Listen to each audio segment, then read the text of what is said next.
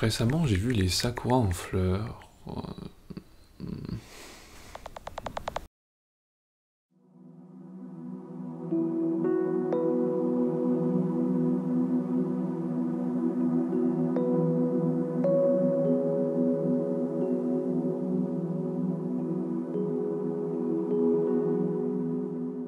Ces dernières semaines, j'ai eu la chance d'assister à un des plus beaux spectacles que la nature peut nous offrir. Plus que la simple floraison des cerisiers, c'est tout le pays qui semble changer d'ambiance pour accueillir le printemps. Les cerisiers sont partout, ils transforment tout, des paysages aux emballages. C'est un nouveau Japon que je découvre avec l'arrivée du beau temps. Qu'ils resplendissent au milieu des immeubles ou qu'ils se glissent parmi la flore de saison, ils embellissent tout, transformant le plus fade des paysages, la plus commune des rues, en un spectacle éphémère. Et quand ces teintes roses s'en iront des rues japonaises dans quelques semaines, elles laisseront un vide jusqu'à l'année prochaine.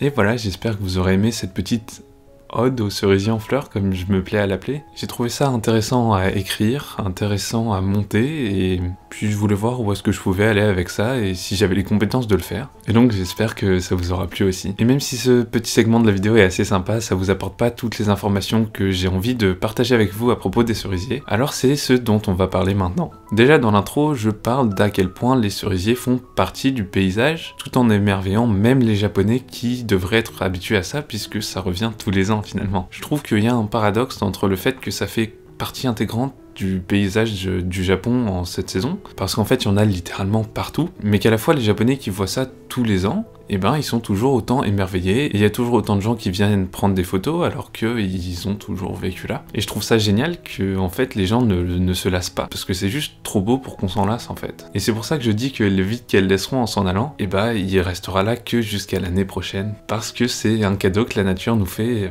tous les ans. Mais je pense aussi que si les cerisiers en fleurs font autant partie du paysage, c'est aussi parce qu'ils sont énormément utilisés dans la com à cette période de l'année.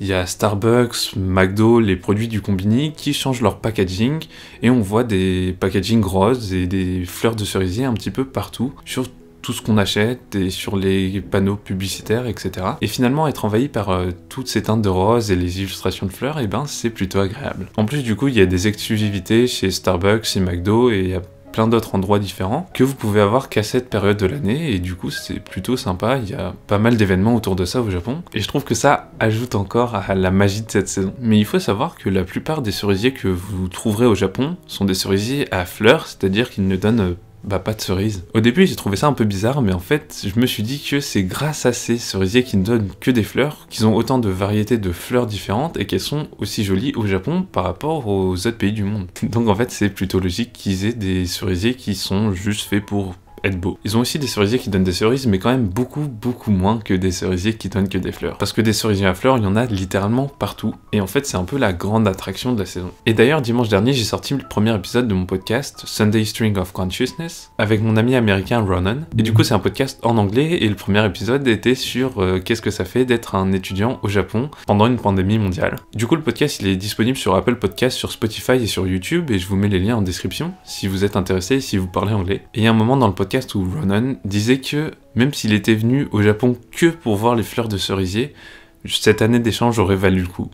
Et j'ai trouvé ça plutôt marrant, en fait, pour moi ça représente bien à quel point le cerisier en fleurs est devenu un énorme symbole du Japon. Et d'ailleurs, je suis pas sûr de pouvoir le contredire, parce que pour moi aussi, contempler les cerisiers en fleurs pendant ces dernières semaines, c'était vraiment une expérience magique. Et la manière dont tout le pays se transforme est juste incroyable à voir quand t'as vécu au Japon en hiver aussi. Et honnêtement, je pensais pas vraiment que je pourrais être aussi content juste d'avoir vu des fleurs. J'ai vraiment trouvé ça génial, et vous le voyez sûrement, ça m'a donné le sourire rien que de vous en parler. Et je pense qu'il y a une partie du charme des cerisiers en fleurs sur lesquels je peux pas mettre de mots, et c'est sûrement cette partie qui fait la magie des cerisiers en fleurs au Japon, et qui fait aussi que c'est devenu un énorme symbole du Japon avec le mont Fuji. Et moi qui aime beaucoup faire des photos, c'est une époque de l'année où je m'amuse énormément. Et voilà, du coup si un jour vous venez au Japon, essayez de venir pour la période des cerisiers en fleurs, parce qu'à mon avis c'est le meilleur moment pour venir au Japon. Je pense que c'est tout pour aujourd'hui, donc merci beaucoup d'avoir regardé la vidéo jusqu'à la fin. N'hésitez pas à lâcher un pouce bleu si elle vous a plu, à mettre un commentaire pour me dire ce que vous en avez pensé,